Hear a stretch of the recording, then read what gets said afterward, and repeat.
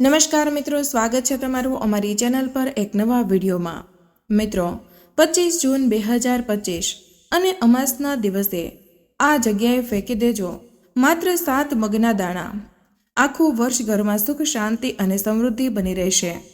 તો મિત્રો અમાસના દિવસે આ જગ્યાએ ચૂપચાપ 7 મગના દાણા ફેંકી દેજો તો ગણેશજીના આશીર્વાદથી તમારું ઘર ખુશીઓથી ભરાઈ જશે।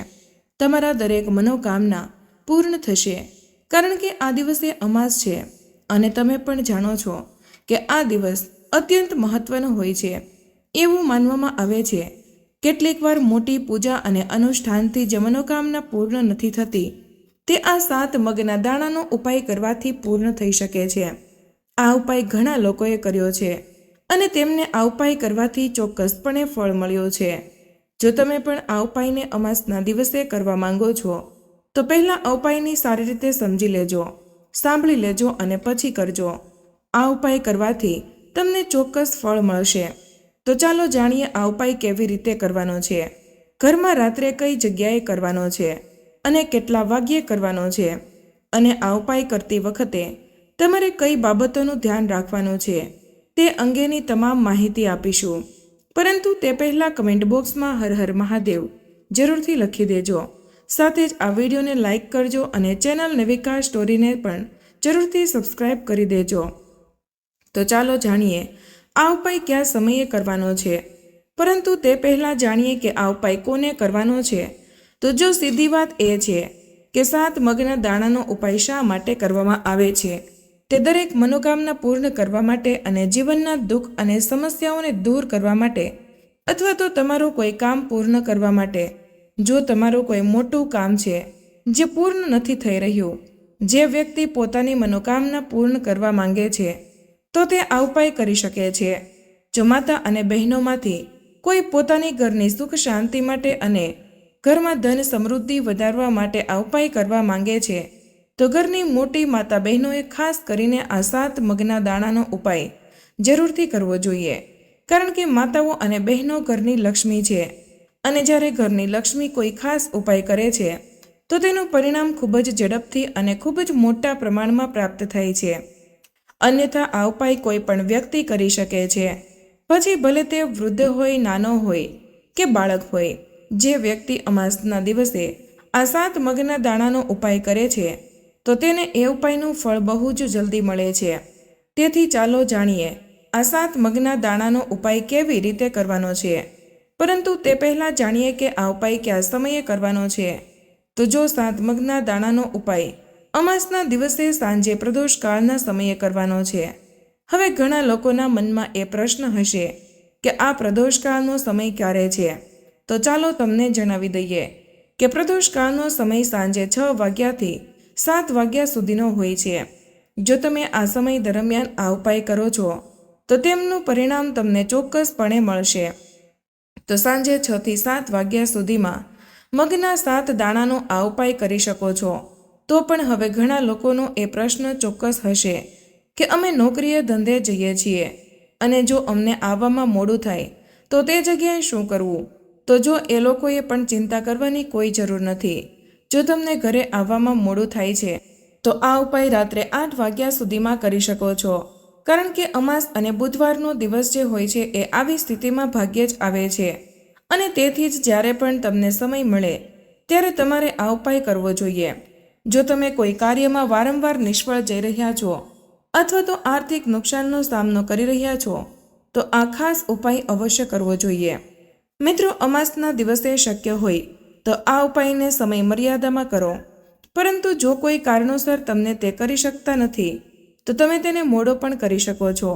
તમને તમારા ઉપાયનું પરિણામ ચોક્કસપણે મળશે। તમારે 7 મગના દાણાનો આ ઉપાય કરવાનો છે।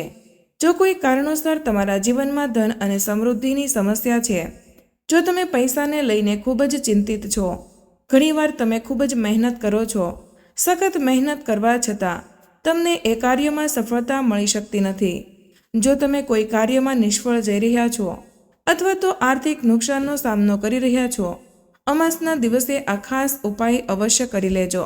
તો ચાલો જાણીએ આ ખાસ ઉપાય વિશે, પરંતુ તે પહેલાં જો તમે ચેનલ પર નવા છો તો ચેનલને સબસ્ક્રાઇબ કરો અને વિડીયોને લાઇક કરી કમેન્ટ બોક્સમાં જય માતા લક્ષ્મી, જય ગણેશજી જરૂરથી લખી દેજો. મિત્રો, અમાસે કરવામાં આવેલો આ 7 મગના દાણાનો ઉપાય તેની સાથે મહાદેવને સમર્પિત છે. તે ભગવાન ગણેશને પણ પ્રસન્ન કરશે. આ વિડીયોમાં આપણે આદરણીય ગુરુદેવ દ્વારા આપવામાં આવેલા 2 ખૂબ જ ખાસ ઉપાયો વિશે જાણવા જઈ રહ્યા છીએ. જો તમે તમારા કોઈપણ કાર્યમાં અવરોધોનો સામનો કરી રહ્યા છો, જો તમે કોઈપણ પ્રકારના કામમાં સફળ ન થઈ શકતા હોય, અથવા તો જો તમે તમારી વૃદ્ધિમાં સુધારો કરવા માંગતા હોય, અથવા તો તમારા જ્ઞાન અને ડહાપણમાં વધારો કરવા માંગતા હોય, તો ખાસ કરીને આવા લોકો માટે આ પહેલો ઉપાય છે. તો જુઓ, આ ઉપાય કરવા માટે સૌપ્રથમ તમારે 7 મગના દાણા લેવાના છે. મિત્રો, આ ઉપાય માટે તમારી પાસે જેટલા પણ મગ હોય તેટલા લીલા પણ મગ, એમાંથી 7 મગ લેવાના છે. પરંતુ તમારે ખાસ આ વસ્તુ લેવાની છે. આદરણીય ગુરુદેવે આ ઉપાય જણાવ્યો છે કે તમારે જે લીલા મગના દાણા લેવાના છે અને તેમાં આખા હોવા જોઈએ, એટલે કે તે તૂટેલા હોવા જોઈએ નહીં. આ માટે તમારે 7 મગના દાણાની જરૂર પડશે. જો તમે તમારા 7 મગના દાણાનો ઉપાય કરવા સીધા જ ભગવાન શિવના મંદિરમાં પહોંચવું પડશે. મિત્રો, ગુરુદેવે કહ્યું છે કે તમે આ ઉપાય સવારથી સાંજ સુધીમાં કોઈ પણ સમયે કરી શકો છો. પરંતુ જો તમારી પાસે સમય હોય તો તમે આ ઉપાય પ્રદોષકાળ દરમિયાન કરી શકો છો તો વધારે સારું રહેશે. કારણ કે પ્રદોષકાળ દરમિયાન ભગવાન શિવ શારીરિક રીતે શિવલિંગમાં બિરાજમાન હોય છે. એટલા માટે તમારે આ સ્થિતિએ શ્રેષ્ઠ ઉપાય કરવાનો છે. આ દિવસે તમારે આ ઉપાય ફક્ત પ્રદોષકાળ દરમિયાન જ કરવાનો છે. પરંતુ જો કોઈ કારણોસર તમને સમય ન મળે તો તમે આ ઉપાય સવારથી સાંજ સુધીમાં કોઈ પણ સમયે કરી શકો છો. તો મિત્રો, પહેલાં જોઈએ તો લીલા પડવાળા મગ 7 મગ તમારે જમણા હાથની હથેળીમાં લેવાના છે. અને પછી તમારે આ લીલા મગને તમારી મુઠ્ઠીની અંદર બંધ કરવાના છે. મિત્રો, મગના દાણાની મુઠ્ઠીને સૌપ્રથમ શિવલિંગને સ્પર્શ કરાવવાની છે. તમે બધા જાણો છો કે જ્યારે પણ આપણે શિવલિંગ પર કોઈ પણ સામગ્રી ચડાવીએ છીએ તો તેને શિવલિંગને સ્પર્શ જરૂરથી કરાવીએ છીએ. એટલે સૌપ્રથમ તે ઉઠીને શિવલિંગ પર સ્પર્શ કરાવો. મિત્રો, તે વખતે શિવ મહાપુરાણના મૂળ મંત્ર શ્રી શિવાય નમસ્તોભ્યમ અથવા તો ઓમ નમઃ શિવાયનો જાપ કરતા રહો. આ પછી તમારી જે પણ ઈચ્છા હોય, કોઈ પણ પ્રકારના કામમાં તમને અડચણો આવતી હોય, તમારા જીવનમાં ગમે તે રોગો હોય, તમારા જીવનમાં ચાલી રહ્યું છે જે કંઈ પણ, અથવા તો તમે જે પણ પ્રકારના કામમાં સફળતા મેળવવા માંગો છો, એટલે કે જો તમારી કોઈ પણ પ્રકારની ઈચ્છા હોય તો તમારે મહાદેવને જણાવવાની છે. મિત્રો, તમારે તમારી મુઠ્ઠી શિવલિંગ પાસે રાખવાની છે અને તમારી ઈચ્છા મહાદેવને જણાવવાની છે. તમારે આ મંત્રનો જાપ કરવાનો છે, શ્રી શિવાય નમસ્તુભ્યમ. આ મંત્રનો જાપ કરતી વખતે તમારે તમારી ઈચ્છા વ્યક્ત કરવાની છે. ત્યાર પછી તમારે તમારી મુઠ્ઠી શિવલિંગ પરથી ઉતારીને મહાદેવના ચરણોને સ્પર્શ કરાવવાની છે. ત્યારે તમારે આખા મગની મુઠ્ઠીનો સ્પર્શ કરાવવાનો છે. પછી તમારે શ્રી શિવાય નમસ્તુભ્યમ આ મંત્રનો જાપ કરવાના છે અને તમે જે મંત્ર બોલ્યા હતા તે ફરીવાર બોલવાનો છે. જે તમે શિવલિંગની સામે બોલ્યા હતા તે જ ઈચ્છા તમારે ત્યાં પણ કહેવાની છે. પછી તે જ મુઠ્ઠી મગને નંદી મહારાજ પાસે લઈને જવાના છે. તેને સ્પર્શ કરાવીને ત્યાંથી પણ આ મુઠ્ઠી હટાવવાની છે અને હવે આ મુઠ્ઠી લઈને તમારે આસપાસ કે શિવ મંદિરની આજુબાજુ જે પણ બીલીપત્રનું ઝાડ છે ત્યાં જવાનું છે. મિત્રો, ખાસ ધ્યાન રાખો કે આ ઉપાય તમારે માત્ર એક જ વાર કરવાનો છે અને ખાસ કરીને અમાસના દિવસે તેમજ જ્યારે પણ કોઈ ખાસ તિથિ આવે તો આ ઉપાય માત્ર તે દિવસે જ કરવાનો છે. એટલા માટે તમારે આ ઉપાયને ખૂબ જ ધ્યાનથી સમજવાનો છે. પછી ત્યાં પહોંચ્યા પછી બીલીપત્રના ઝાડના દર્શન કરો. તમારે તમારા મગના દાણાને બીલીપત્રના ઝાડને સ્પર્શ કરાવવાનો છે અને તમારી જે ઈચ્છા છે તે તમારે શિવજીને કહેવાની છે અને નંદી મહારાજની પાસે પણ કહેવાની છે. અને પછી તમારે બીલીપત્રના વૃક્ષ પર લીલા મગના દાણાનો સ્પર્શ કરાવવાનો છે અને ત્યારે તમારે શ્રી શિવાય નમસ્તુભ્યમ બોલવું પડશે અને તે દાણાને ત્યાં બીલીપત્રના ઝાડને સ્પર્શ કરાવીને અર્પણ કરી દેવાના છે અને શ્રી શિવાય નમસ્તુભ્યમ આ મંત્રનું સ્મરણ કરીને મહાદેવને પ્રાર્થના કરવાની છે કે તમારી જે પણ ઈચ્છા હોય તે પૂર્ણ થઈ જાય. હવે પછી તમારે તમારા ઘરે આવવાનું છે. ગુરુદેવે કહ્યું છે કે જે કોઈ અમાસના દિવસે આ ઉપાય કરે છે તેના જીવનમાં એવી કોઈ ઈચ્છા બાકી રહેતી નથી, એવું કોઈ કાર્ય હોય જે બાકી રહેતું નથી, જે સફળ ન થઈ શકતું હોય. જો તમે તમારા લગ્ન માટે આવપાય કરો છો, નોકરી કે ધંધા માટે આવપાય કરો છો અને જો તમે દિલથી પ્રાર્થના કરી હોય તો મહાદેવ તમારી સંપૂર્ણ પ્રાર્થના હૃદયથી સ્વીકારે છે. એટલા માટે તમારે આવપાય અમાસના દિવસે અવશ્ય જ કરવો જોઈએ. હવે મિત્રો ચાલો જાણીએ ગુરુદેવે આપેલા અન્ય વિશેષ અને ચમત્કારી ઉપાયો વિશે. પૂજ્ય ગુરુદેવે એ જણાવ્યું છે કે આવપાયનો ઉપયોગ તમારી કોઈ પણ મનોકામના પૂર્ણ કરવા માટે કરવામાં આવે છે. આવપાય કરવા માટે તમારે એક લોટનો દીવો તૈયાર કરવાનો છે અને તેમાં શુદ્ધ ઘી નાખીને તેને તૈયાર કરવાનો છે. પછી તમારે તેની સાથે એક લીલા આખા મગને દાણો લેવાનો છે. હવે તમારે બંને વસ્તુઓ સાથે સીધા શિવ મંદિરે પહોંચવાનું છે. આ ખાસ ઉપાય કરીને તમારે પ્રદોષકાળના સમયગાળા દરમિયાન જ સાંજના સમયે જ કરવાનો છે. પછી તમારી પાસે રહેલા આ લાંબી વાટનો દીવો કરીને તેમાંથી તમારે ભગવાન ગણેશના સ્થાને એટલે કે શિવલિંગની સીધી બાજુએ કરવાનો છે. તમારે એક લાંબી વાટનો દીવો છે તેને ત્યાં સૌપ્રથમ રાખવાનો છે. જો તમારે આ દીવો જ્યાં ભગવાન ગણેશ અને શિવલિંગ છે ત્યાંથી થોડો દૂર રાખવાનો છે અને તમારે તેને ત્યાં પ્રગટાવવાનો છે. હવે તમારી પાસે જે મગના દાણા છે તે દીવા પ્રગટાવ્યા બાદ તે મગના દાણાને તમારે તે દીવાની અંદર મૂકી દેવાના છે. હવે તમે જે બાજુએ દીવો પ્રગટાવ્યો છે તે તરફ જુઓ, એટલે કે ભગવાન ગણેશની બાજુમાં તમે નજીકમાં જે દીવો પ્રગટાવ્યો છે તેની બાજુએ જ તમારે સામે બેસવાનું છે અને દીવો પ્રગટાવતી વખતે તમારે ઓછામાં ઓછું 5 મિનિટ ત્યાં બેસવું પડશે. પછી તમારે આ મંત્રથી શ્રી શિવાય નમોસ્તુભ્યમ 11 વાર જાપ કરવાનો છે.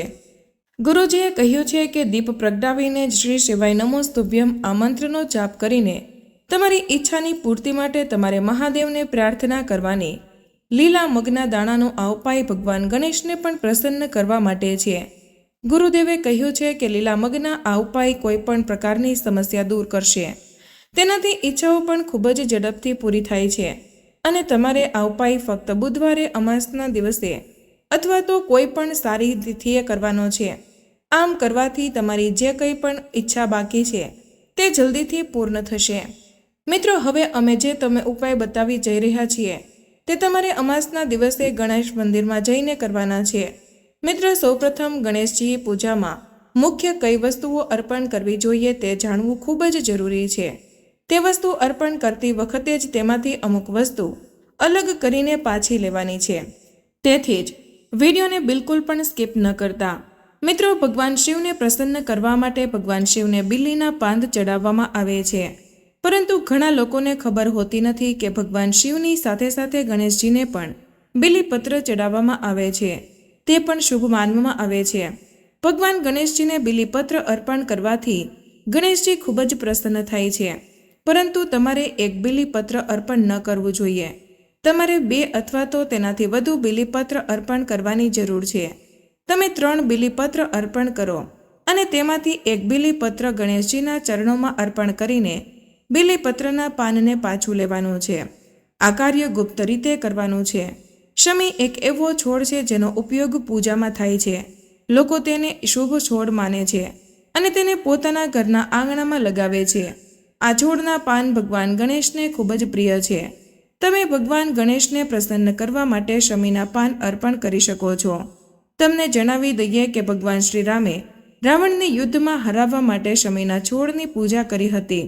તમારે બુધવારના દિવસે અથવા તો અમાસના દિવસે ગણેશજીને શમીના 6 પાન અર્પણ કરો અને તેમાંથી 1 પાન ઘરે લઈ આવજો. આ પાનનું શું કરવાનું છે તે આગળ જાણીશું. મિત્રો, દુર્વા ઘાસ મેદાનમાં સરળતાથી મળી જાય છે. આ ઘાસ મોટાભાગે ખેતરોમાં અથવા તો રસ્તાની બાજુમાં જોવા મળે છે. તેનો રંગ આછો લીલો હોય છે. ભગવાન ગણેશને પ્રસન્ન કરવા માટે તમારે દરરોજ તેને 5 દુર્વા ઘાસ અર્પણ કરવા જોઈએ, કારણ કે ગણેશજીને પણ આ ઘાસ ખૂબ જ પસંદ છે. પરંતુ જ્યારે તમે ભગવાન ગણેશને દુર્વા ઘાસ અર્પણ કરો ત્યારે આ ઘાસ તેના કપાળ પર રાખો. તેને ક્યારેય પણ પગમાં ન મૂકો. તે ઉપરાંત જો શક્ય હોય તો ગણેશજીની દરેક પૂજામાં દુર્વા ચડાવો. પૂજામાં 21 દુર્વાની ગાંઠ બનાવવામાં આવે છે. આ પછી ભગવાન ગણેશના માથા પર 21 ગાંઠો મૂકવામાં આવે છે. જો દુર્વાના ઉપરના ભાગ પર 3 કે 5 પાંદડા હોય તો તે ખૂબ જ શુભ માનવામાં આવે છે. હવે તમારે દૂર્વાને 6 અથવા તો 22 ગાંઠ અર્પણ કરવાની છે. તેમાંથી એક ગાંઠ તમારે પાછી ઘરે લઈ આવવાની છે, પરંતુ તમારે આ કાર્ય ગુપ્ત રીતે કરવાનું છે. મિત્રો, મોદક એક એવી વસ્તુ છે જે ભગવાન ગણેશને સૌથી વધારે પસંદ છે. તેથી જ તમારે તેમની પૂજા દરમિયાન તેમને મોદક ચોક્કસપણે અર્પણ કરવા જોઈએ. એકવાર ભગવાન પરશુરામ સાથે ગણેશજીની લડાઈ દરમિયાન જ્યારે તેમનો દાંત તૂટી ગયો હતો, ત્યારે તેમને ખાવામાં સમસ્યા થઈ રહી હતી. ત્યારબાદ ગણેશજીએ મોદક ખાવાનું શરૂ કર્યું, કારણ કે મોદક ખાવામાં ખૂબ જ સ્વાદિષ્ટ હોય છે અને તે નરમ પણ હોય છે. તો તમે ગણેશજીને 4 અથવા તો 6 મોદકના લાડુ અમાસના દિવસે અર્પણ કરી શકો છો અને તેમાંથી તમારે એક લાડુ ઘરે લાવવાનો છે, પરંતુ આ કાર્ય પણ તમારે ગુપ્ત રીતે કરવાનું છે. મિત્રો, અમાસના દિવસે ભગવાન ગણેશને સોપારી અર્પણ કરી શકાય છે. સોપારીને ભગવાન ગણેશનું પ્રતીક માનવામાં આવે છે. ભગવાન ગણેશની પૂજામાં સોપારીનો સમાવેશ કરવો જોઈએ. સોપારીને ગૌરી ગણેશનું સ્વરૂપ માનવામાં પણ આવે છે. તેથી સોપારીની સાથે પવિત્ર દોરો પણ ગણેશજીને ચડાવવામાં આવે છે. તમે ભગવાન ગણેશને 2 સોપારી અર્પણ કરી શકો છો. તેમાંથી એક સોપારી ગુપ્ત રીતે તમારે તમારી સાથે ઘરે લાવવાની છે. મિત્રો, અમાસના દિવસે સવારે વહેલા ઉઠીને ભગવાન ગણેશજીના 12 નામનો જાપ કરો. સ્નાન કર્યા પછી સૌથી પહેલા ઉત્તર દિશામાં ભગવાન ગણેશને જળ ચડાવો. આ દરમિયાન ધ્યાન રાખો કે જ્યારે તમે પાણી ચડાવો છો ત્યારે કાં તો એક વાસણમાં રાખવામાં આવે અથવા તો તે જગ્યાએ પહેલેથી જ ભીની હોય. આ કાર્ય તમારે ઘરમાં કરવાનું છે. મિત્રો, આપણે અત્યાર સુધી જાણ્યું કે બુધવારે કે અમાસના દિવસે ગણેશ મંદિરમાં શું ચડાવવું જોઈએ. મિત્રો, હવે જાણીશું કે ગણેશજીના મંદિરમાં જે વસ્તુઓ ઘરે પાછી લાવી છે તેનું શું કરવાનું છે. આ ઉપાય કરવાથી ધનની પ્રાપ્તિ થાય છે અને ઘરમાં સુખ સમૃદ્ધિ આવે છે. મિત્રો, બિલ્લી અથવા તો શમીના પાન મેં તમને ગણેશજીને ચડાવ્યા હતા.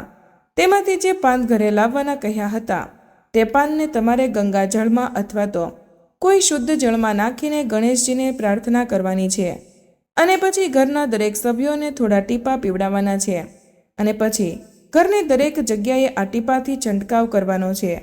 આમ કરવાથી તમારા ઘરમાંથી નકારાત્મક ઉર્જાઓ દૂર થઈ જશે અને ઘરમાં સકારાત્મક ઉર્જાઓ આવવા લાગશે. તો હવે મિત્રો, તમે જે સોપારી ઘરે લાવ્યા હતા તેમાંથી એક સોપારીને ગણેશજીના ચરણોમાં સ્પર્શ કરાવીને ઘરે લઈ આવવાની છે અને ઘરના પૂજા મંદિરમાં સારી રીતે તે સોપારીને રાખી દેવાની છે. હવે જ્યારે પણ તમે ઘરની બહાર કોઈ પણ શુભ કાર્ય માટે બહાર જાઓ છો, કોઈ પણ નોકરી બાબત હોય કે બિઝનેસ હોય, કોઈ પણ શુભ કાર્ય માટે જતા હોય, તો સોપારીને 2 હાથથી વંદન કરીને ભગવાન ગણેશજીને પ્રાર્થના કરીને જ ઘરની બહાર જવાનું છે. સોપારી એ ગણેશજીનું જ સ્વરૂપ માનવામાં આવે છે. તેને વંદન કરવાથી તમારા બધા જ કાર્ય સફળ થશે અને તમારા જીવનમાં જે કંઈ પણ બાબતો અથવા તો બાધાઓ આવી રહી છે તે આ ઉપાય કરવાથી જલ્દી જ દૂર થઈ જશે અને તમને દરેક કાર્યમાં ચોક્કસ સફળતા મળશે.